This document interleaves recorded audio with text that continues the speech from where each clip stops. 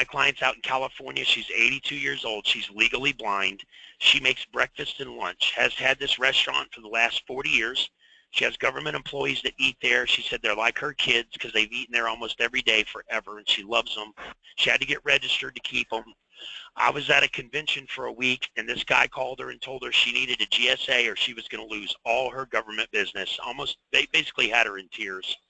And she gave him a credit card for 10 grand to get on a GSA schedule to sell frozen foods to the federal prison system. And that's not what she does. She makes fresh food every day.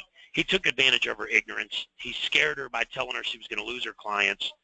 Fortunately, in California, in that county, it's against the law to take advantage of elderly people. So not only was I able to help her get her money back, but we were actually able to get them prosecuted for a felony, which was nice.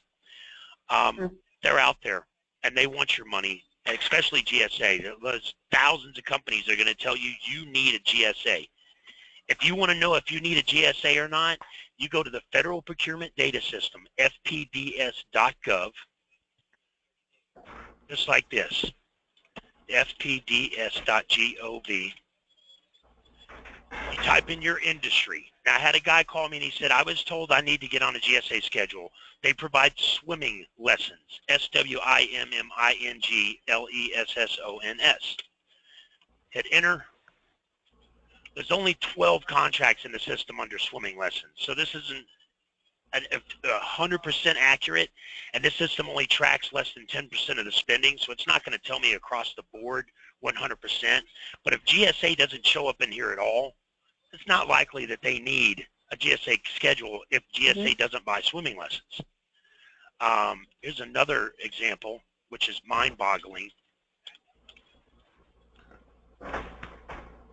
If you cross-reference these between the two systems, USA Spending and the Federal Procurement Data System, you'll see how these systems only track a percentage of the spending because they never agree with each other. USA Spending under popcorn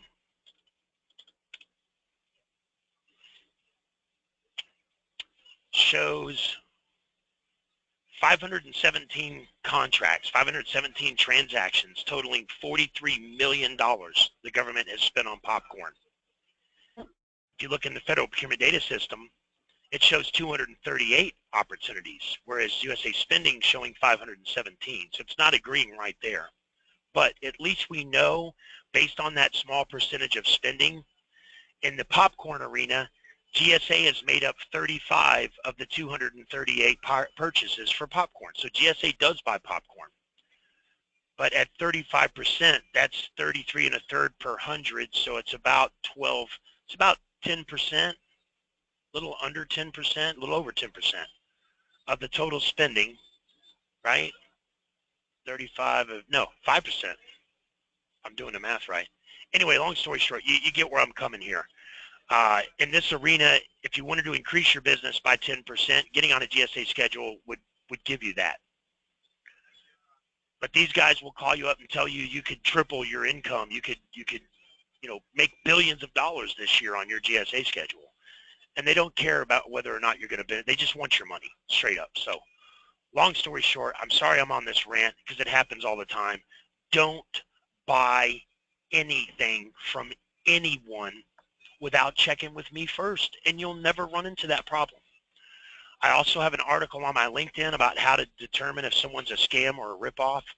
It's a very good article. I've gotten a lot of positive response on it, and if you follow those instructions 99.9% of the time, you will never get ripped off again.